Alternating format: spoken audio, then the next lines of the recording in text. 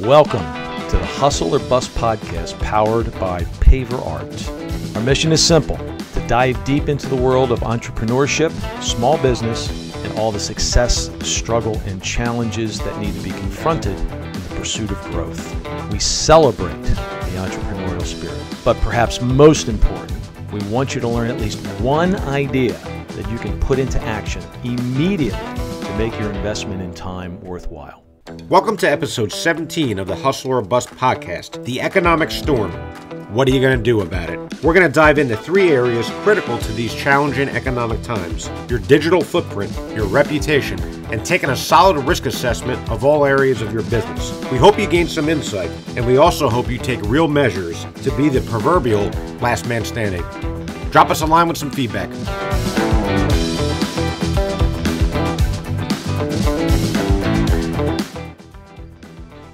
Now today, we want to talk about, well, I'm not going to say the impending doom of our economy, but it just seems to be getting bleaker by the day, or maybe that's just me. I mean, what are your thoughts on that? What do you think? Economy? Yeah, I think we did a podcast where we were trying to figure it out May-ish on preparing for the economic turmoil. Right. What we call that? Offense, defense? Yeah. Offense, defense, getting ready for the economic storm. Exactly. We broke it into two. What offensive measures can you take and what defensive measures you can take? But I think it was like May-ish, and we weren't in the throes of it as we are now. Right. So I pulled some economic indicators. Let me kind of rattle them off. Compared today where we're at versus January 1, the S&P 500, that's kind of like the broader stock market, down 23%. So if you had $100 in the stock market January 1, that's down to, what is that, 77-ish? Yep. The Dow Jones, down 20%. The NASDAQ, which are more like the Apples, the tech stocks, that is down 31%. So pretty big dip. Mortgage rates. So if you want to go out and buy a house, the start of the year, they were at an all-time low in the 3% range, low 3%, mid 3%. Right now, they're at 6.29%. And everyone's calling for them to be in the sevens in a not too distant future. So basically double what they were several months ago. Right. And I think we've been in cheap mortgage rates for a long time. And our business is kind of levered to the housing market. You know, when people sell their house, they tend to do backyard renovations. They fix up the kitchen. People spend money when they buy a house to kind of spruce it up and kind of put their own thumbnail stamp on it. Here's an interesting thing. So what does mortgage rates do when you go from 3.5% up to, let's just say, 7%? So I plugged in one of these online calculators. If you're in the market for a home, I just put some general numbers in. I assumed a household income of $75,000, right? I assume that you're fortunate and you've got the ability to put a 20% down payment down. So you got $60,000 to put a down payment on, and you got great credit, $700. I don't know if it's probably not the average American, but it's just a starting point. So you were able to afford, if you can afford almost $1,800 a month for just principal and interest, you were able to afford a $453,000 house at 3.5% interest rate. Now, fast forward to today, or maybe next week, and let's move the 3.5% interest rate to 7%. Your $453,000 house, take a guess what it becomes. Oh, It plummets. So now, what you were able to afford, $450,000, goes all the way down to $322,000 if you want to keep the same payment. That's a massive jump. Yeah, I mean, that's what the cost of higher debt means. So now, let's say you're trying to sell that $450,000 house. Mortgage rates go from 3.5%, and you're on the market, let's say, in January. Now you're on the market, and from the course of January to today, you had a pool of buyers that were able to afford your house. And now just because the interest rates, which are beyond your control as a homeowner trying to sell your home, they go up to 6.5% to 7%. Now that pool of buyers can only afford $322,000. That doesn't mean the other way happens too. So the people that were able to afford $600,000 might need to come down to the $450,000 homes. But generally speaking, the housing market's pretty important to figuring out what's going on with the economy. But rates going up, I think that's the most tangible way it affects the economy, is the available pool of home buyers and what can they afford. And now they can afford a heck of a lot less than what they were able to afford. Well, think about that. If you were going to borrow to build a patio or improve the patio that you have, or do the big combo, walkway, driveway, and patio. If you went to the bank a year ago, you could very much afford that loan because that loan's going to be at a very, very reasonable rate. Mm-hmm. Now, you can get, if you have a line of credit, that line of credit's going to be competitive. The interest rate's going to be competitive. You're going to have if you get a home equity loan, one of those kinds of situations where the rate's low, and you borrow against that, you can do all kinds of work on your home at a reasonable rate, and it's very, very affordable. Now, with the rates doubling or getting close to doubling, why would you do that? Well, we're just going to wait. The worst case is they delay it, or they scale down. We're going to wait until until this has. It'll come down again. It's very cyclical. We're just going to wait till that happens. Well, okay, that's fine, but that affects any of the businesses that are in the construction sector, and that includes us, right? Because we're adjacent to that. Though, realistically, you got to think that in the coming months, that's going to affect our residential business. Well, I think because now we're talking about interest rates, so it's hard to get your head around. All right, so the Fed raises the rate, interest rates go up. Mm-hmm. I think that's the most tangible way it affects the general economy. It is people that are taking on loans to buy a house, to buy a car. You would think student debt at some point comes into this. Those rates start going up. The cost of borrowing goes up dramatically. Mm-hmm. So you got to pay for that. Another one, we've got the greatest wealth transfer in, I think, American history is going on right now with the baby boomers. They own small businesses. There's 30 million small businesses in America, and a lot of them won't sell. But the owners of those businesses try to sell those. Mm-hmm. If they don't have kids as a succession plan or family members that want to assume the business, they try and sell it.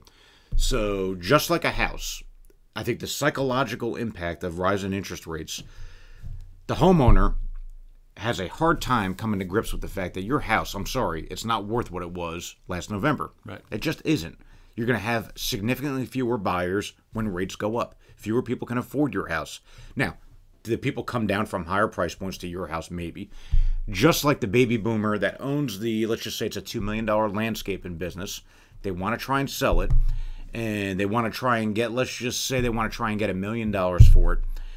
What determines the value of their business is just like a house. It's how many people can afford to buy that business. And what makes affordability? Debt makes affordability, generally. Sure. Mm-hmm. Not many people have $1 million of cash, burning a hole in their pocket. They're willing to give to this baby boomer that's about to retire to buy a landscaping business or whatever the business is. So they finance that, typically with SBA debt. Well, same thing just like a mortgage. When SBA debt starts to explode, that business is not worth the $1 million they thought it is. It just isn't. So the owner of that business can adjust the price down, or they can just sit on the market and try and ride out the storm. But generally, the consumer that I've seen, my observation is the homeowner that wants to sell that house for $450,000 has not come to grips with the house is worth a hell of a lot less, and they might drop the price $10,000. Mm-hmm. They're not going to drop the price $75,000, which is probably the true dollar for dollar decrease in value. The landscaping business owner trying to sell his business for $1 million, it's not worth $1 million more just because of the interest rates. Everything's going up. Everything's going up, and long term, yeah, it'll come down. But in the short term, we don't know how long that short term is going to be. It could be a year and a half, could be 2 years. We don't know. Now, what hasn't moved? The labor market. And that's the part that's unpredictable to me. I don't know if it's lagging, if it's just lagging behind right now. One would think not. There's companies out there that are still actively trying to get people on board. What was the number we saw the other day? There's 11 million available jobs. Open jobs, right? Right, and there's only 7 million people that are actively looking. Mm-hmm. Okay, something along those lines. Those numbers may not be, but it shows the relationship. That is really, really upside down, and we've seen that here. We can't get people to show up for an interview. Well, the stats here on the labor market, Labor markets, typically, you measure that a couple ways. Unemployment rate's the common one, right? So unemployment in my lifetime peaked in the global Great Financial Crisis. Right. Was it like October of 2008? Yeah. Went up to about 10%. Right. And then so from October of 2008 to pre-COVID, it was on a straight downward dive, kind of gradual, but over the course of from 2008 to let's just say January of 2020, it got all the way down to 3.5%, and the trend was pretty much straight down, right? Kind of narrow, but it went from 10% down to 3.5%. COVID happened, spiked up to 25%, real short time period, and then post COVID, it's right now we're about 3.7%. So we're right back to where we were pre-COVID at 3.5%. Generally, I think most people consider full employment at closer to 5% unemployment. Right. So we're above full employment levels of what I guess economists have classically considered. But that's a long period of time, right? If you want to go back to 2000, it was in the 5% range, right? And then it spiked, and then it went all the way down below the 5% threshold, down to the 3.5% range. Now we're talking about we're 22 years, that's 2 decades. There's generations of workers out there that we're working with, that are interviewing, that are working with us today. They've never seen unemployment at a sustained high level. And they've also never seen interest rates anywhere north of 6%. So now, you can remember when what were interest rates in the late 70s? They were in the double digits, weren't they? What was your first mortgage, do you remember? My first mortgage was between 12 and 13%. 12 and yeah. And your bank interest rate was high too. Yeah, but I had the very first investment I ever made was in an outfit called the Delaware Cash Reserve. That was paying 17%. 17% at its peak. And that went on, it stayed in that 14 to 17% range for the better part of 2 years. I mean, It was unbelievable. It was, But here's the thing about the unemployment rate. What do we know? We're anticipating that this will have a negative effect. The current inflationary situation in the U.S., actually globally, that's I was watching Bloomberg the other night, and they were talking about Britain. Britain always seems to hit it before we do, in a very, very bad way when it comes to an inflationary period. Evidently, they're battening down the hatches right now. They're shutting off electricity. They're rationing that, or they're going to be rationing that. They're telling the public, here's what we're going to have to do. It's not good, and we generally trail after that. But the thing that I can't get out of my head, if yes, the employment rate is still strong, the unemployment rate is still strong. If we're thinking that a chunk of our market is going to potentially go away here in the next 3 to 6 months, well, the effect of that, the chain reaction effect of that is that, well, if your sales are going to go down, why do we need more people? Why would we be hiring more people? We're not. That's part of running the business. You're kind of pulling in the reins a little bit. Well, if that's the case, and we're a small company, I can't believe that that's not going to have a ripple effect through the rest of the economy with larger companies. Let's take the stock housing market. Look, the housing market in the United States is significant. I mean, it's a big driver of it's a big driver of the standard of living in this country. Okay, and if that takes a hit, there's a lot of people. The chain reaction effect there is significant, and just construction companies alone. It's I don't know what the employment rate is and what portion of the employment rate they have in regards to the number of people that are working in the construction industry, but I got to believe it's significant. So, well, the other thing we have is inflation, right? So the cost of living is going up. What is it? 8%, 8.3%. Inflation rate is running. We know the price of the pump. It's the price of food. It's the price of housing. All of this. So that's the reason why the Fed is raising their rates. They're trying to get inflation under control. Right. Their mandate is down to get inflation at 2%.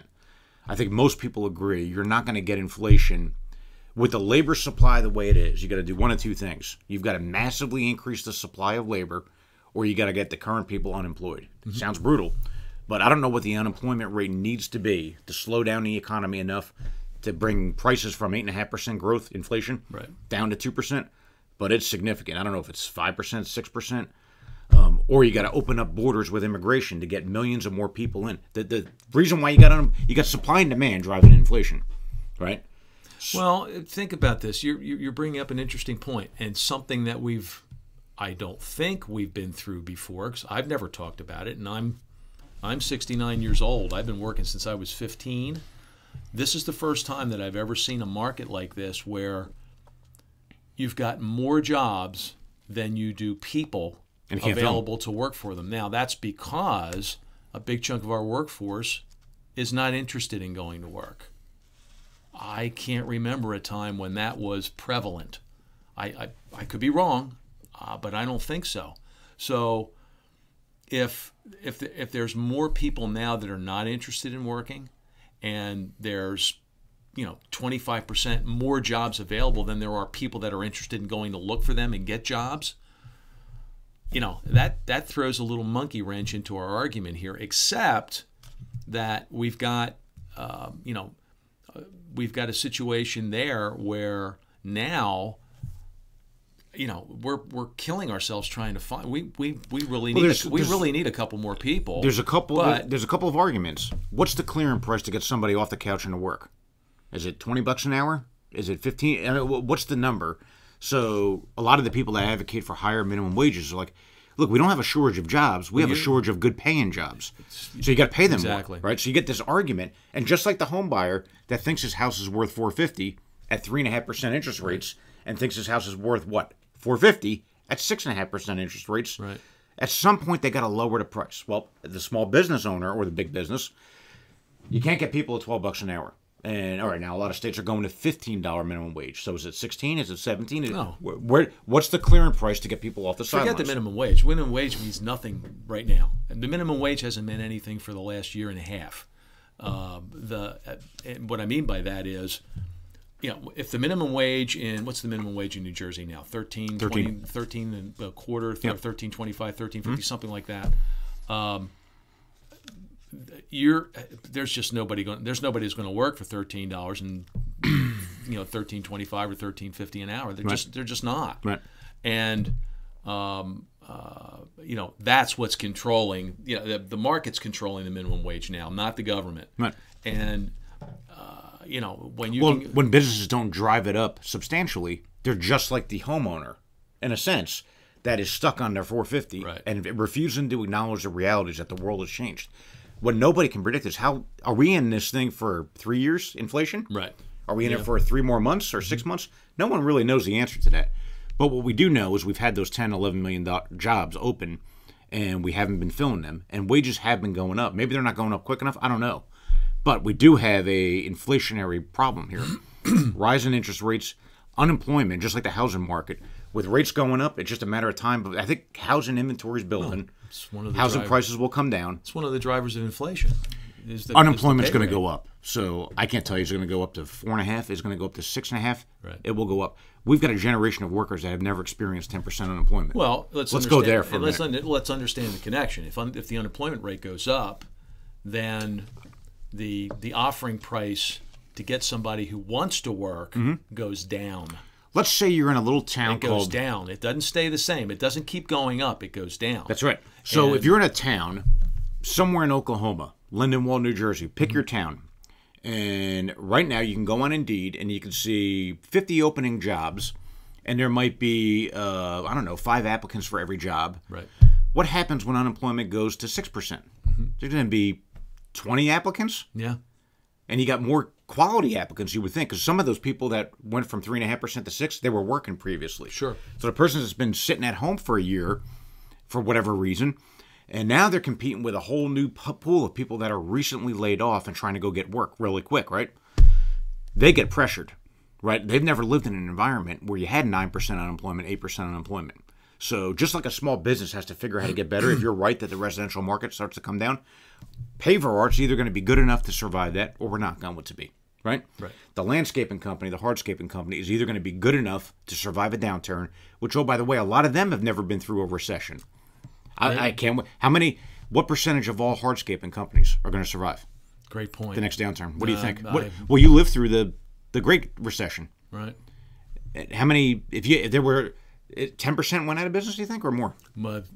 Definitely more than 10%. So it might have been 20%, or no, because think about it. They're these are companies that, I mean, they can go out of business tomorrow. It's, you got a truck, three pickaxes, a shovel, 5 guys that were working for you. What happened was the companies that had 3 crews and 4 crews now had 1 crew. Right, so they scaled down. They scaled down. Well, what happened to those other 3 crews or 2 crews or even the additional 1 crew? They're looking for work. They can't find work. It's very difficult to find work. So and that, I think we can both agree that may very well be where we're headed. But when they came back, when the economy came back, and it came roaring back in 14, 15, 16, 17, 18, and 19, going into the pandemic in 20, it came roaring back. Those companies got smart.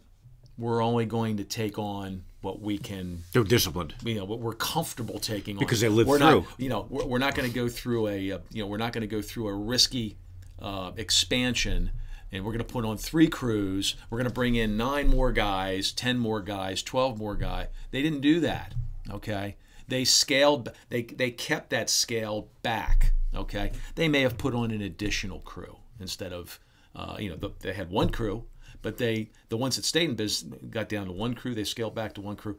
When things started to really percolate again in the economy, they might have put on 1 more crew, maybe 2 at best. But they didn't want to go through. I mean, the sting of 08 and 09 was still there. Right. And our industry tanked big time. But let's say there were 7 years post 08, 09. There was new entrants that came into the market because they saw this thing was recovering. Let me get into this thing. They'd never seen the 08 to 09. Oh my God. They saw the recovery. The people that they and this recovery is long. This is the longest expansion of economic activity in the history. Obviously, got to take out COVID, but COVID was a blip. Right. Right. And now we're recovered back at 3.5% unemployment. Right. So, look, I think the 8.5% inflation rate is unsustainable. You can make the argument that the Fed's doing the right thing by trying to put the brakes on the economy, and we need unemployment, at least in what we're not going to do. It's a terrible thing to say. We're not going to solve the numbnuts in Congress. Reality. We are not going to solve immigration in a short enough time period to fix this thing. But that would be the solve. We need 3 million, 4 million more people if they won't get off the sidelines. They're not getting off the sidelines. What's going to get them off the sidelines? Cratering this economy and getting the unemployment up to 6%. Now, I'm not an economist. I'm just using a little common sense. You can't sustain a society at 8.5% inflation, and this thing has been persistent here. It's now the war in Ukraine. There's probably a lot of different things that are beyond my brain to understand what causes it all, but there's a number of factors here that are driving it. They got to get it under control. Regardless of the reasons, we can agree that there's a darkness on the horizon. There's a darkness on the economic horizon, and we can see it coming. And I don't know that there's anything being done short of what the Fed's trying to do to rein it in. But the bottom line is we're seeing that, and that's what that's what we wanted to talk about today. So what do we do? We go back to those 2 other podcasts. We talked about this yesterday. We need to be able to do things here that are going to stem the tide of the negativity that's coming on board here. What appears to be pretty quickly. That being the case, we talked about something yesterday that I thought was really interesting because you brought this up about the there's a segment of the marketplace that we have where there's people who have there's people of means that can afford to buy the products that we manufacture. Maybe they're somewhat more insulated than your average person. Yeah, expand on that a little bit. Your thoughts on that? Well, I thought that was an interesting conversation that we had yesterday about that. America, I talk a ton about the bell curve. America is a big sprawl. It's amazing. You've got poverty in America, people that are homeless, to the uber rich billionaires, right? And you got everybody in between. You got so much economic diversity. People living in $1 million homes, people that can't afford to stay in a $500 apartment. You got so much diversity. And there's how many people in America? There's 320 million? 330, something like that. A lot of people, right? Biggest consumer market, and there's a lot of people. But you got to be able to find those people with the means to be able to buy whatever it is that you're selling. So that's the question. Through digital marketing, through communication with consumers, people that show an interest in your business, are you dealing with that person that's got debt, consumer debt, credit card debt, mortgages, student loans, or are you dealing with people that are flush with liquidity? Obviously, everyone wants the better the buyer, the better, right? Sure. But you got to be able to find the people with means that are going to be somewhat insulated. That's one strategy you can take. Now, that also is somewhat contingent. If you're a landscaper and you serve a 5-mile radius around your home, that's your market, right? And obviously, there's differences and diversity within that market. Some people can afford nicer things than others. Some people are more well-off than others. So there's diversity within all that. I am amazed to this day. Another shout-out to Hardscape Contractors of America, Facebook. I still see the questions. I don't have, it seems to be, and a couple of people are now saying it's starting to slow down a little bit. I'm in Long Island. I'm in Oklahoma, wherever they are. Sure. I'm slowing down. What are you guys seeing out there? And everyone, and it's all over the board. Some people are booked out a year. Some people, it has slowed down. And then they're giving recommendations on what to do. Door hangers, And then some people are saying, you think I should be building a website? And I almost fall off my chair every time I see that. You don't have a website? It's fucking 2022. You don't have a website. And we're going to start debating, should I have a website in 2022? I mean, are we really going to have this conversation? This conversation shouldn't have been had 15 years ago. There are still businesses out there that don't have a freaking website, or they don't have a Facebook page, or they don't have an Instagram page. Let's say this. Maybe interrupt 1 second. Please. The assumption when we're talking about the things that we're talking about, the first and most important assumption is that the people that we're hoping have an opportunity to listen to this podcast and get something from it, they have websites. Okay, they've got something in place, regardless of what it is, even if it's just for contact information, be able to contact somebody. Most people that call and ask, when somebody's inquiring about paver art, and then they'll, maybe 15 to 20% of the time, they're going to ask, geez, do you know anybody in our area that I can call? And sometimes we do, sometimes we don't. We're careful about who we recommend. But it's very easy for that person, should be very easy for that person to go online and find 10 people in their area that would be available to do this type of work. What's amazing to me is when I go to do that for them, there's all these ancillary websites that will have that company's name and a phone number, and and it'll just say landscaping, snow removal, and that's pretty much it. That's it. That's not a website. I think there is a correlation between the trades. They need their own website. Let's define the trades, and would you put a landscaper in a trade bucket? You got electricians, you got carpenters, welders. I think the blue collar. Let's just say blue collar, right? Landscapers, hardscapers, masons, electricians, plumbers, anything blue collar. I think they under-index in their technological, I hate to use the word sophistication, but website development, digital marketing, let's say. Right. In other words, if there's 100 of them out there in a given market, and let's say the average business in America, 85% of them have some type of website. So I'm making this up. If that's the average, 85% have a digital marketing presence. In the blue-collar trades world, it's less than that. I don't know if it's 50%, but it's substantially less. You're saying that right now with what you Google. I don't think there's any question about it. They got to get into the times. They got to get digital marketing presence. I say it a million times. You are what Google says you are. Right. The homeowner is going to do a patio or a kitchen renovation or an additional bathroom. They're going to go to Google. They're going to go to their friends first, probably their neighbor or who they trust. Hey, have you had work done? Who would you recommend? That's number one. Then number two, they're going to ask the almighty call Google. Kitchen renovations, Scotch Plains, New Jersey, La Jolla, California.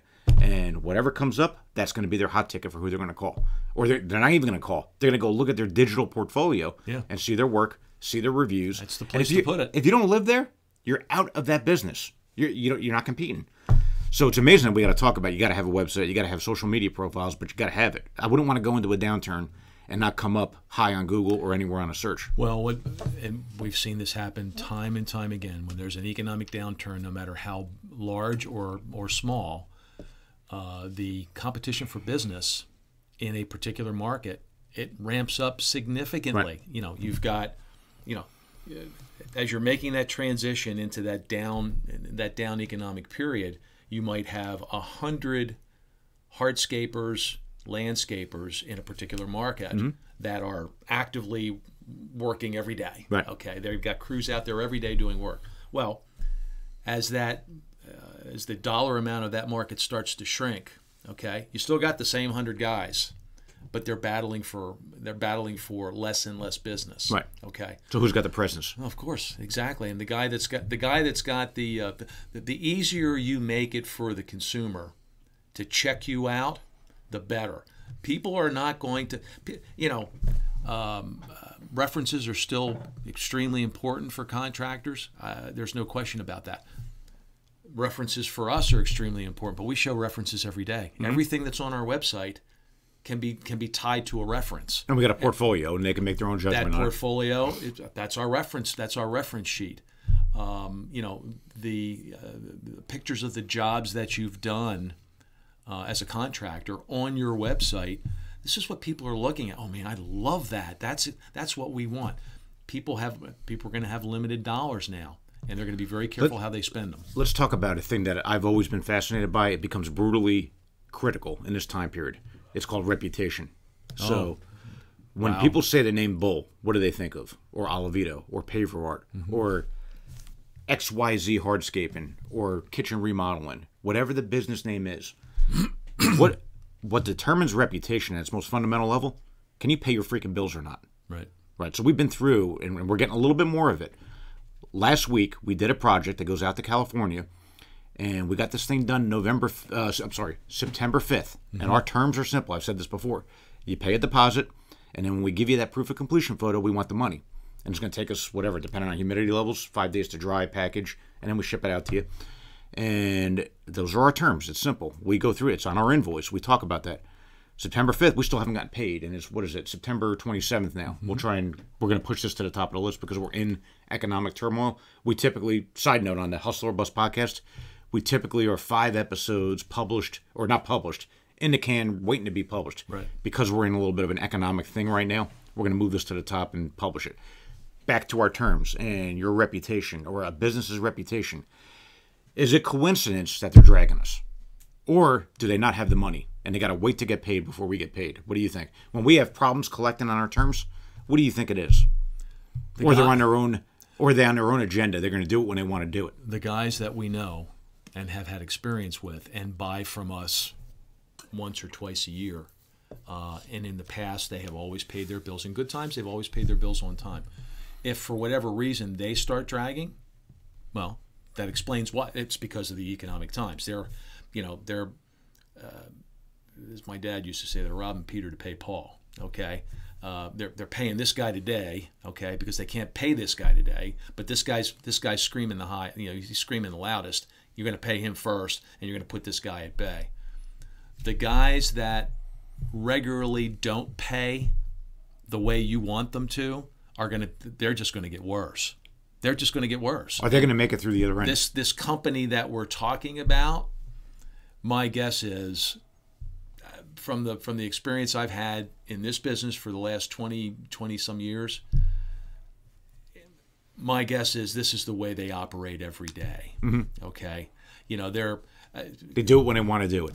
They do it when they want to do it, and we used to call it, when I was in college, we used to call it cutting checks. Okay, cutting checks basically meant you wrote a check and you're hoping that you're going to have the money to cover that by the time they go to, but by the time the establishment goes to the bank, and you've got money in there to cover that check. Okay, if you don't, that check bounces, and you're not cutting checks. That kite just went down. Yeah, look, I think it is the response. These guys, but they're doing. That's so you that think will they're increase. doing it. They're doing that at a choice. So there's two. It's binary. They either got the money or they don't. If you don't have the money, you can't get blood from a stone. So they're doing that out of necessity. If they're making choices. If the purpose of this part of the discussion is to get yourself ready for this time period, get ready for it, meaning we're going to have to ramp up those capabilities, not capabilities, but we're going to have to ramp up those abilities to get paid when we're supposed to get paid. Look, 95% of the people we do business with pay on time. They follow the rule. They follow the Paver Art rules as what's it going to come to? egotistical as that sounds, and I don't mean it to sound that way. If the economy contracts, is what we're trying to prepare for when this thing really hits the fan. Unemployment goes to 6%, businesses contract. If 15% less buyers, 20% less buyers, the 95% turns into what? 85%? Yeah, probably. Some bigger number. So is it not smart for a paver art, for any small business out there, look at your customer base, especially when they're not cash customers, they're not paying, if you're selling iPhone cases and they got to put a credit card in, you don't got to worry about this. You don't got to worry about collections. If you're in any part of the trades collection world where you do work and then you got to get paid, or you got a deposit and then you got to get, there's some risk involved. You're putting work out and then you got to get paid. You've got to ask yourself, what is the financial means of that customer you're doing business with, or that vendor? It's exactly right. And it's part reputation and it's part capability. Do they have the money? And depending on how you evaluate, and by the way, you can ask them.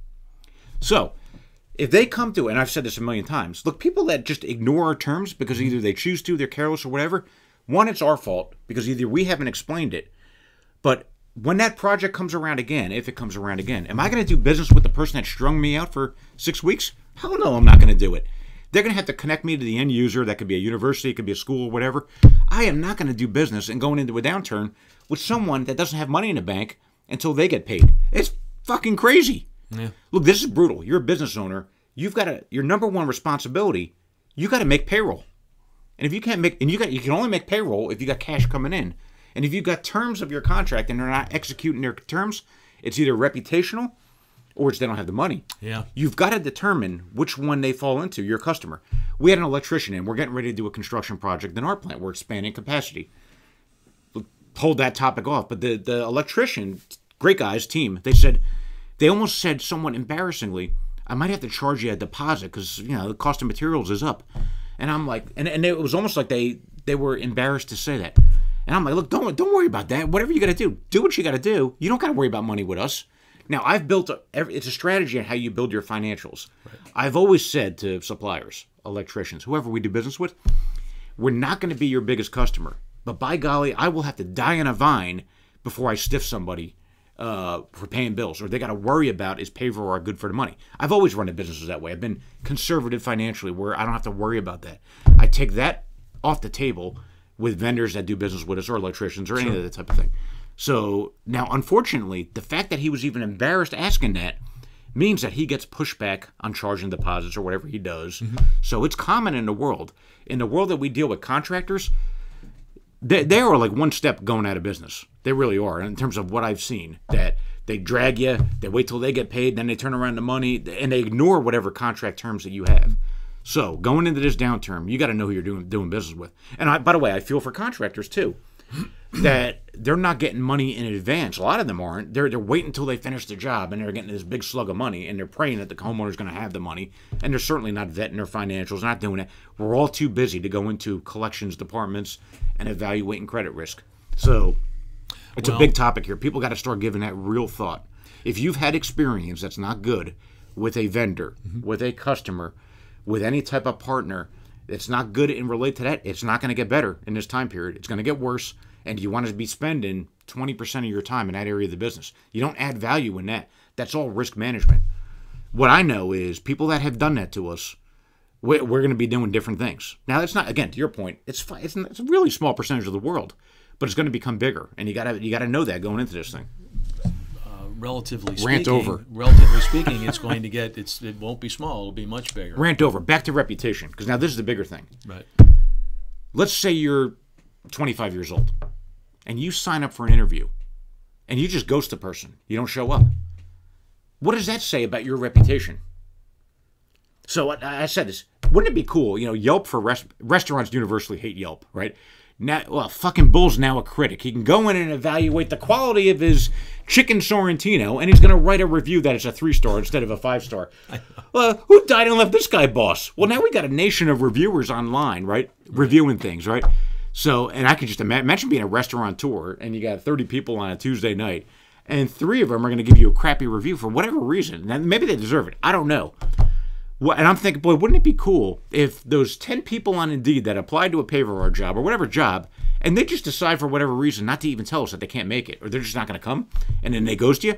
Wouldn't it be cool if I can just say, yeah, John Smith, yeah, he had a 9 o'clock interview. We confirmed it twice via text. He said okay. Here's the text message, by the way, and he doesn't show up. Then I called him 3 times to try and say, hey, where'd you go? Did you get an accident, whatever? And he just ghosted me. So anybody else that's out there, when John Smith applies to your job, think twice. And oh, by the way, he's a 1-star review. Wouldn't that be funny?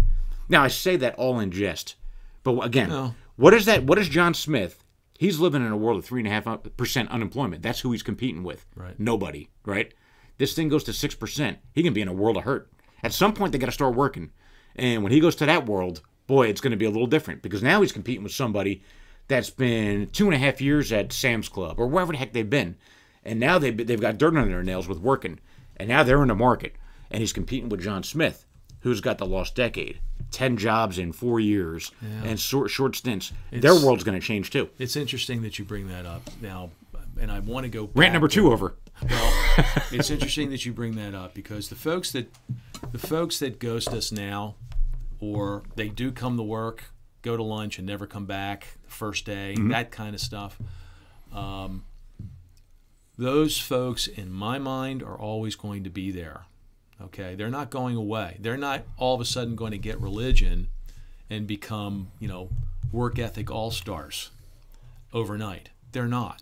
Somehow up to this point and for the longest time, they have been able to exist in this world by acting like that. Okay, the folks that populate that 6% unemployment rate or 5% unemployment rate are not the same people that are populating, in part, the 3.5% unemployment rate right now. Those folks that, for whatever reason, they've been laid off from their jobs, they've been affected by inflation because their companies have been affected by inflation. Those people that are looking for jobs are going to find jobs, okay? But there's going to be fewer jobs to find, okay? And those are the folks that you hope that you land if you need to get somebody, even during the inflationary period. So yes, there's going to be, that 6% unemployment is going to be populated by more people that genuinely want to work, that are going against the grain of this current tidal wave of people that just are not interested in work and they just want to collect their unemployment. They're showing up for job interviews just to qualify for the next week's unemployment check. And again, I'm not making this political. This is a reality. This is a reality. We see this. We've seen this here for the last 6 months. We've been fortunate to be able to find what's turning out to be a really good employee. And we were fortunate. In the midst of all this, we found one, but we needed to find 3. It was on the heels of your contractor discussion, and there are going to be those contractors that we deal with. Think about the mix of people that we do business with.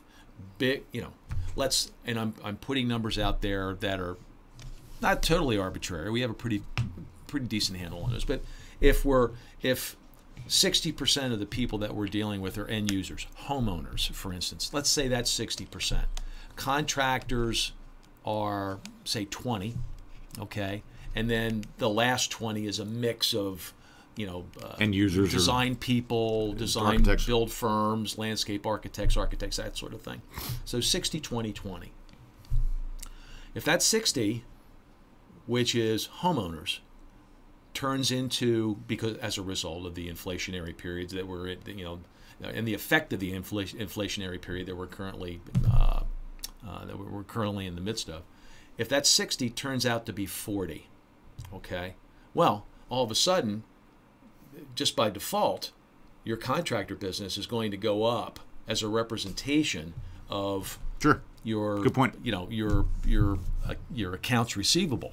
So if the effect on those guys is going to be negative, now all of a sudden we're doing a lot more collection activity than we were doing before, and what we've talked about in regards to that is when we take a job from a contractor, okay, let's assume for the moment it's a contractor that's gotten it's gotten work in either a commercial project or a municipal project, not a residential project, commercial or municipal project. Which is more creditworthy generally, but they're longer time periods, right? Correct, exactly. Longer time periods in terms of getting the work done, right. Because and bigger jobs. Now, one of the things that we're adamant about, we don't take any job. We don't, you don't get on the board, you don't get on the production board until we get your 50% deposit, period. We don't care what the municipality is. We don't care if it's New York or Butte, Montana.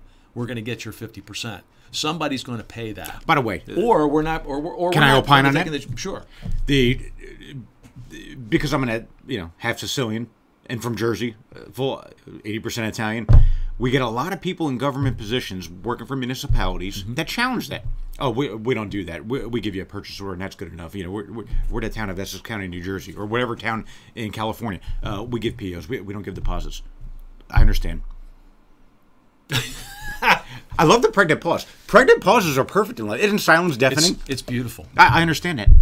Okay, so I'll send you the PO. Okay, and then when will I get the deposit? Well, I just said we give you PO. I understand that, but we work on deposit. Pregnant pause. Just, if you ever want to experiment in life, just do the pregnant pause. Just say what your terms are, and then shut up, and then see what they say. It's wonderful what you get. I actually like it. So Jersey's the best because it's our home state, right? Sure. And our first job was Wildwood, and we get our deposit. To your point, Pay for Art. I'm very impressed, by the way, when I came in to Pay for Art. Man, this company doesn't budge on the 50%. And I come from a world where you always try and find a way to work with people. And Pay for Art was like this little militant one. Get us to 50% or we don't do business. Right. So when the beauty of that and staying true to it is when some other municipality in Jersey says we do the PO, I'm like, look, we've done business with 95 municipalities in Jersey, and they work this way. If you don't want to, I understand that. So thanks for calling. And then just shut up. And then it's, oh, he's serious. The pregnant pause is perfect in life. Anyway, sorry, I didn't mean to interrupt you. No, and what happens is that you've actually forced that person to get creative. Right. Okay. They'll find a credit card. They'll find somebody else that can do. I mean, they get real creative. How they find a way to get that 50% deposit. But the bottom line is, and what I know I use the word bottom line a lot, or the phrase bottom line a lot, but it's the truth. It's very, very pertinent in this situation. The bottom line is we need that 50% deposit because what we're going to be building for them might take 2 months to build. And we can't resell it to somebody. And the people that the people we buy the materials from, they want their money right away. The guys that are going to be building this, that's payroll. They want their money right away. Right. Okay. The ancillary supplies that are used to package those products that are going to go out to those people, well, you're buying that off the shelf. They want their money right away. Plain and simple. The gas I put in my car to get here, I need that money right away. So for us, the bottom line is, nobody seems. They understand it. They just don't want you to know that they understand. Well, they know this is the way we do business. Look, there's 3 people that you can get your money from. Either you can pony up, regardless of what your local municipality rules and regulations are. Either you pony it up, the GC ponies it up, or the subcontractor ponies it up. We don't care who it's coming from, but you're not going to get anything from us until you pony up. We haven't had, and by the way, it's really rare. We haven't had any problems with that for the most part. It's the back end. The back end where you're exposed. Now, they know you've done the work. And that's what we wanted. That's what I wanted to talk about. The back end, and we talked about this earlier when we were looking at our goals for 2022. One of the things that we were going to do was get a little bit more proactive on the front end with these guys and gals in the contractor realm, subcons and GCs, and say, look, here's how it's going to work. We know how you do business, but you're buying from us. It's not important to us how you do business. It's important to us how we do business, and that should be important to you.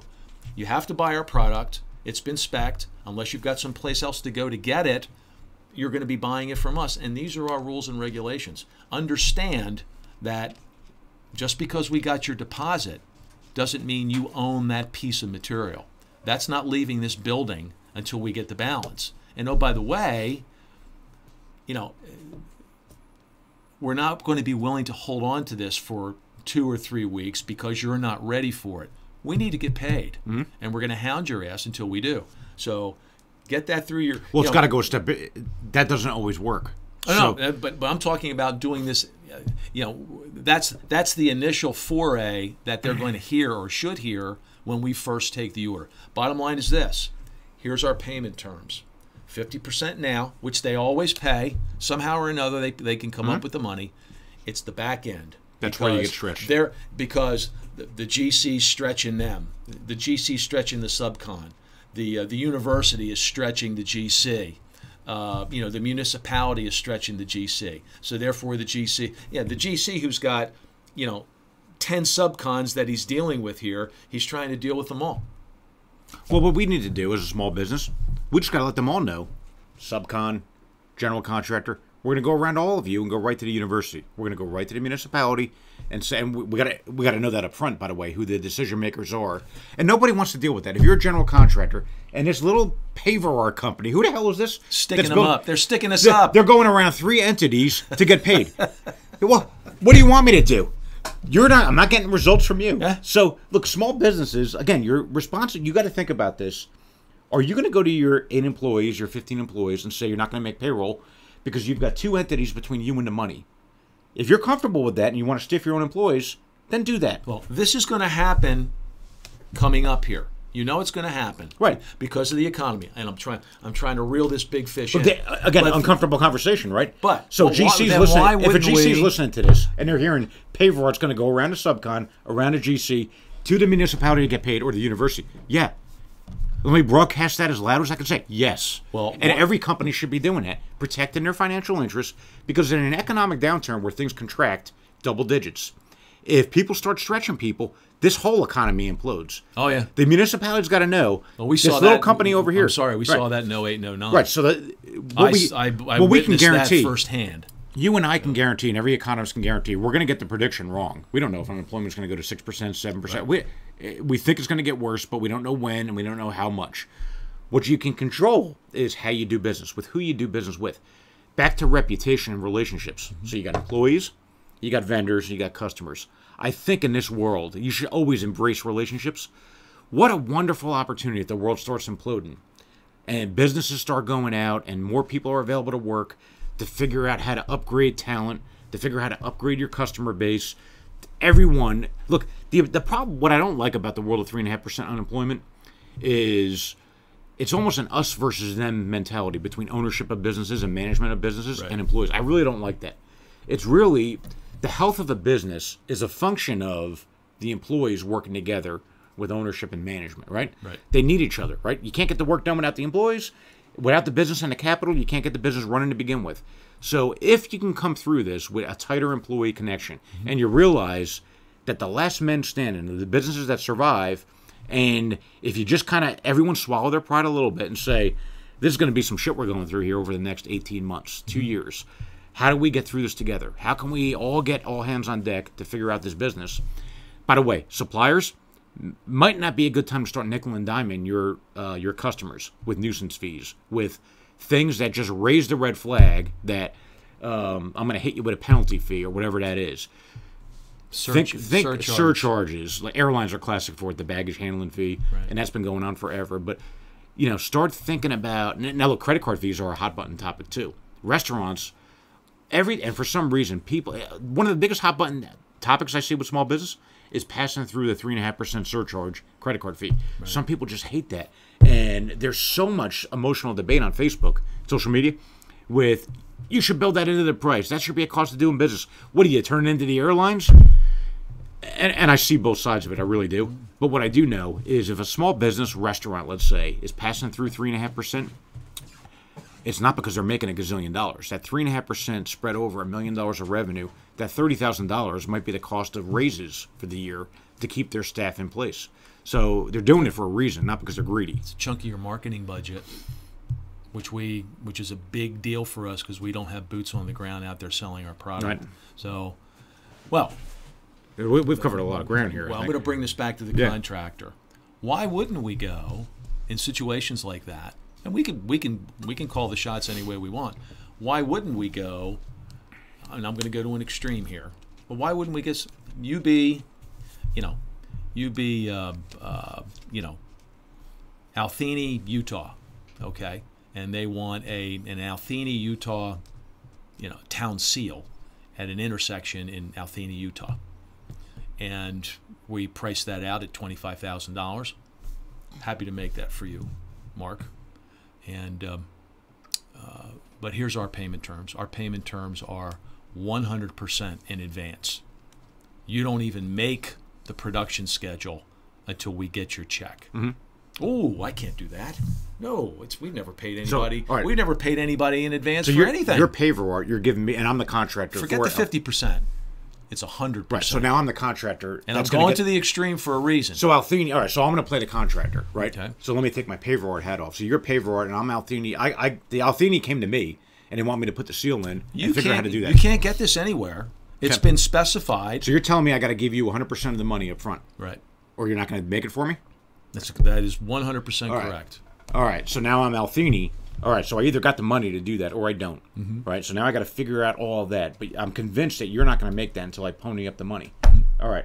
And what work are you going to do right now? If I give you the check today, $25,000, mm-hmm. what happens? We write the order. We start putting together. You get right to the top of the priority list. You're going to get your shop drawings. And then when do I get the product for approval? You're going to get your material in. If I tell you you're going to get it in 12 weeks, you're going to get it in 12 weeks or less. All right. And when it goes to week 13 and I still don't have it, what happens?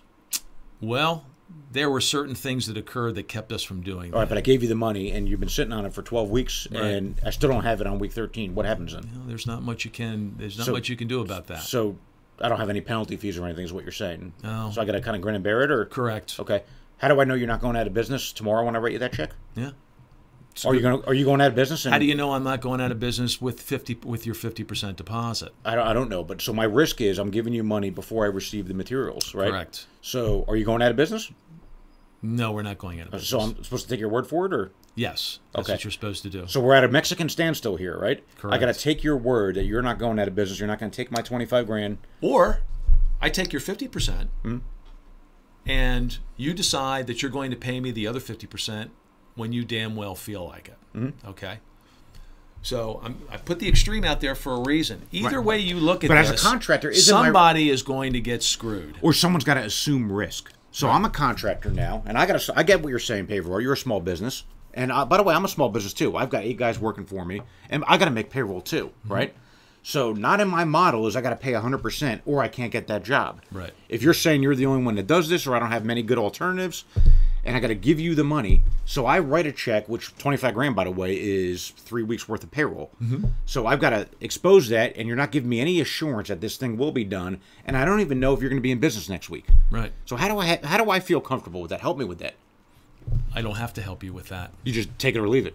You can take it or leave it. Right. That's the approach that we take with the 50%. All right, so now me as a contractor, because nothing's changed except that I'm getting all the money now. Right. I'm not getting just half. So now as a contractor, I've got to take what this vendor called PaverArt or whoever it is, they want 100% of the money or 50%, and they told me they're not going out of business.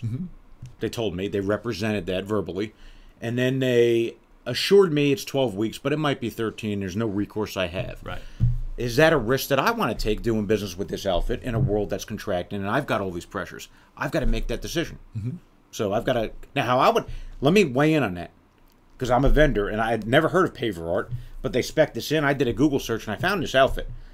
I've got to vet this company called PaverArt, or whatever company it is, and I got to ask myself: are they going to be in business, or am I writing a $25,000 check and they fold? I got to vet them. Yeah. What does that That's sound called like? due diligence. What does that sound like? That sounds like what we have to do every time we take an order from a So contractor. the question is, how do I vet PaverArt as a contractor? Yeah. Right? Well, if I've been in business 19 years, that's better than 1 year, right? So 19 years, that doesn't mean they're going to be in business another 19 years, but you got a track record. They're not a startup, right? Exactly. So that should be a little bit, he told me 19 years, and I can kind of see that. I can verify that. Ronald Reagan, trust but verify. 19 years is better than 1 year. So I got that check mark. Are they just doing little fly-by-night patio projects, or are they doing big municipal Let me go look at their portfolio. All right, well, it looks like they're covering all markets. That's a check mark. So what you're trying to do is build a case in confidence where this contractor is gaining credibility to make a business risk assessment decision. There is no way I would give Paver Art or any company out there 100% of the money blindly without due diligence. In my due diligence, it's length of time in business. 19 years is better than 1 year. It's diversity of markets. Big NFL jobs, multiple markets is better than just one specialized niche, because I think if one market collapses, they might still be in business. They might be one of the last men standing. That's better than not. Is the owner, am I dealing with a account receivables representative or general manager? General manager is better than somebody in accounting. Both is better than neither or either, right? How about the owner of the business? Are they anywhere to be found? Do I even know who the owner of the business is? Will they let me talk to the owner? If that answer is yes, that's a check mark. How did the quality of the conversation go with the owner of the business? Was he a great salesperson or not? Maybe a salesperson might make me nervous. Are they willing to show me their bank account? How about that? If the answer is no, that shows a lack of transparency, or maybe they're worried about privacy or something. But how much do you want to vet that person to make a risk assessment? If I'm the contractor in that assessment, I'm going to vet them as much as humanly possible. Can I get a credit report? Can I get a bank statement? Can I get boom, boom, boom? And oh, by the way, if I ask for that, they better be willing to give that to me too. I better be willing to do that too. Sure. So how is there mutual transparency there?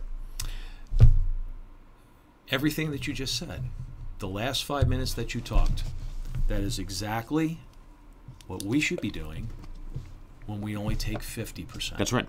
Okay. Exactly. To the word, to the letter. Right. Let's go back to that electrician story. However, and this is important, the paradigm has shifted from the manufacturer, us, to the contractor. Okay? Now all of a sudden you were saying to the contractor, you do all that work. Okay? Understand what we have to do when you're asking us to trust you. Okay? For that other 50%. And hope that you're going to pay that within that 7-day period after we send you that proof of completion photo, or when we ship it out to you, whichever comes first. Because that's the rules as we've set them up. What we could do is we can start chopping up and changing the rules. We can go 50, 25, 25. Well, we can do that. We can start doing that. My next paradigm is going to be, well, let's not take 100%. Let's take 75. Okay? Wouldn't that make you feel better if you had 75% of their money in your pocket as opposed to just 50? What I think a lot of this is anxiety. Our track record with getting burned is very minimal. Yeah, it's very small. We're talking less than 1%. Right. So really what we're dealing with is anxiety and trying to prevent a disaster from happening, because if you miss a big job, a payment, and you do get burned, someone goes out of business. The bottom line is the person, exactly. You really hurt yourself. If they can pay the 50%, there's a pretty good chance that they're going to be able to pay the balance, which is the other 50. And I think where I'm going with it, in that example where Pavard is grilling this little, what was it, Utah or Matheny, whatever? Yeah, Matheny, Utah. I'm trying to say, what I'd advocate for is contractors get smarter about their business. And if you're in that situation, it could be Pavard, it could be anybody. Right. Vet them. Get close to as high a level as possible. Make an assessment of that. And a lot of this is gut. You can ask for bank statements, you can ask for whatever, and it's got to go both ways. But I can tell you, the instances that we had, if I had that level, or you had that level of conversation, we would have set things up differently, because they wouldn't pass the vetting that you would put somebody through. I think that's a pretty... In a world that's busy, and you got more orders, and you're trying to get to the next job, and things are good, cash flow's coming in, you get a little looser with things, right? That's not the world we're headed into. One of the first companies we tried when we first, and I dealt with them directly when we first. We won't name names here, but we just got finished building a big 17-foot diameter piece for a very well-known national branded product. Okay, and the local contractor that had that business was who we dealt with. Now, there's a lot of money involved with that. Okay, well, this is a big piece, and there was a lot of detail. There was specialty products that we were using to build it. So our exposure was quite high. But when we spoke, we weren't dealing with an accounts payable representative. We were not dealing with, a project estimator. We were not dealing with someone in the office, which would be fine, but we were actually dealing with the owner of the business. And we told the owner of the business, I told the owner of the business, look, here's the deal. We need that 50% deposit. Once that 50% deposit is paid, we get you you're on the production schedule, and anything that you need from us, you call anytime you ask. We're going to jump through hoops to get it for you. Then we turn into, two super sales and service company. Okay, but we have to have that 50% deposit before we do anything. And that's how it worked. But we also told him, now, when this is done, we expect to get paid within 7 days of that proof of completion photo going out to you. Are you going to be able to do that? Do you agree to do that? You've got nothing to worry about here. We will absolutely do that. And that absolutely will be done. We're excited to do this project with you, blah, blah, blah. Now, we took him at his word, but we also understood. But in this particular case, we had already done business with this client before. There's a history there. There is a history there. We did one other job with them, and that combined with the assurance. I went and looked at it on. We looked at it on QB, and yes, everything was exactly the way it was supposed to be. Now, smaller job, much smaller job, but there was evidence there that they paid. How much farther do you go? It matters a lot, but how much farther? If we didn't have that, how much farther would you go? So in my assessment, over and above of telling them and asking them for their agreement. You've got history, a successful project, and you've got an assurance. That the key there is the assurance of, can you pay within 7 days? And they say yes. From the owner of the business. From the owner. The highest level you can get to, an assurance. Right. You've dramatically improved your odds of a successful outcome just by getting that assurance from the owner and having the history. Right. Versus someone you've never done business with that's saying, yeah, no problem. Dramatically different state. I'll give you one, and I'll kind of talk out of both sides of my mouth now because that's fun. So every now and then we do get into contractors that they're in a bind, and they actually come forward and tell us that before the project's done on our floor, by the way. Right. And they're like, look, I've had a run of bad events, and one customer failed to pay and one this. I know you want to get paid before you release the product, and by the way, I would do the same thing, fully transparent. Sure. They're telling us all the negative facts. I can definitely pay you, but it's got to be 2 weeks after I get paid. So when you ship it, I think it'll be about 17 days. I know who you're talking about. Right. We didn't find out about this until after we're deep after we sent the proof of completion photo. That's right. Okay. We found out before. We found out about it. So he had enough 2 weeks before. enough foresight to communicate as quick as possible. Another red flag. Are they doing this? Are they surprising you? Or are they trying to plan and work with you? And now we're having a conversation. And look, so I get if you say no. Another great tactic here. And I don't think it's a tactic. I think this was a legitimate. I get if you say no, but it would really help me out if you can do X, Y, and Z, which is basically a deviation from our terms. So now and by the way, we did business with this person too. And fast forward to the end of it was, all right, he's honest. He's doing it in advance.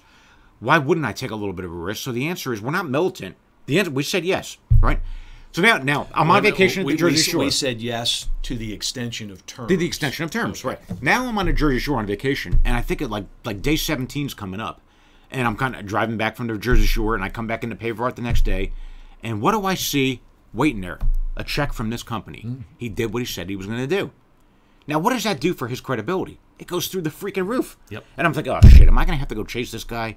Are we in one of those situations where I extended a little bit and the check's right there? I'm like, he did what he said he was going to do. We have some contractors that they over-deliver. I tell my wife, she does our bookkeeping, when you get the bill, pay the freaking bill. There is no time value in the money as a small business. If it says in that 30 days, pay the bill in 5 days or whatever you get it. Pay the freaking bill. We're not earning interest on it in the bank. And now they might, by the way, you might not get credit for that in the eyes of the vendor. But again, if you've got the money, pay the freaking bill. I'm amazed at some of these accountants. They think they're not doing their job. If it says net 30 and it's due October 30th, why would I pay that September 30th? Exactly. Because you can. Pay the freaking bill. So, again, you want to take off. In a world that we're going into, people are going to get tighter, right? History matters. Vetting matters. Doing what you say you're going to do always matters in business. That's your reputation is a function of, can you hold up that formula or not? When we extended a little bit and the thing was there, I can't wait for that next phone call for the next project. He'll be like right to the top of the list. Some of these other contractors, to get the money in, you don't got to chase them. There is a deviation. In a world where people tend to stretch and tend to do things, the ones that do it a little bit better than that, they go right to, the recognition should go right really high. Agreed. Really should. Yeah. Well, the employees that busted, by the way, in a world of quiet quitting, what are they going to do? Are they going to be able, in a world of quiet quitting, when people are just doing what they expected, the ones that want to excel, they're going to stand out in greater numbers in this time. And by the way, do you think you should be trying to extend a little bit going into economic times like this? If you want to bust it, now is when you want to bust it. Because when the quiet fire-ins are happening, when people got to tighten the belt, you don't think people are going to make choices on who stays on board and who doesn't? Of course they do. I think this goes all the way around. You threw in a patentable phrase there. Quiet firing. Quiet firing. It works both ways. Look, and this is not about employees and management or customers. No. This is not about everyone's in this together. But it's the people that are busting it, the people that are doing what they say you're going to do, the people that are communicating in advance, asking for favors if they need it, and being transparent, and then they deliver.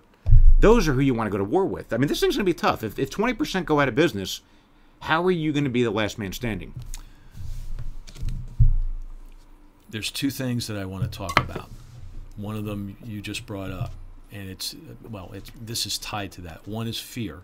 How much does fear play a part in all of this as we're going into these, what could be, turbulent waters in the next 3 to 6 months economically? And what else are we going to do from a positive standpoint? I think we need to split this up again. Okay, we've talked a lot now about collections, things of that nature, and we've kind of set the stage for what we think is going to be something not so nice over the next 3, 6, 12 months, whatever it might be. But the next time, I'd really like to talk about fear, and more specifically on the heels of what you just talked about. Last man standing. Pretty much, and also the something that we talked about at the beginning of this year that we wanted to expand on, but it's been difficult to do because we've put all sorts of other things on our plate that are proactive, pro-paver art, pro-business, but it's taken away the amount of time that we should actually be spending on this particular part, which is follow-ups. Okay. And let's leave that for the next one. I would leave that for the next one. Fear and follow-ups will be the next one. And by the way, shout out number 100. This is the centennial shout out. Triple digits. To our producer, Dominic Oliveto. Good job, Dom. What do you think about that, Dom? Okay. Dominic doesn't know, but that's all right. He'll know. When we get to 101, Dominic will know. No. All right, great. Thank you, everybody. Appreciate you listening.